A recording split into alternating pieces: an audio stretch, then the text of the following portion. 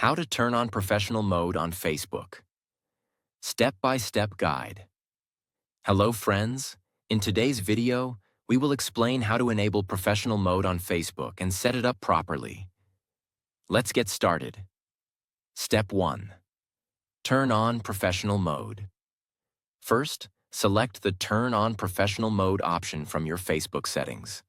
Once you've enabled professional mode, you'll notice a few changes to your profile. Step 2. Check your profile. After enabling professional mode, go back to your profile and verify the changes. Tap on the three dots on your profile page, then select View As to check how your profile appears to others. After this, you'll see a Follow button on your profile. If the Follow button isn't visible, don't worry. There's a quick setting adjustment you need to make to fix this. Step 3. Update privacy settings. Go to Settings.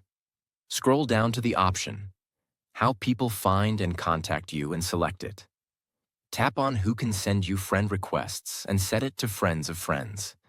This adjustment ensures that your profile's Follow button is activated and visible. Final tips. After enabling professional mode and updating these settings, there's no need to make additional changes. If you still don't see the Follow button after following these steps, drop a comment, and I'll respond to help you out.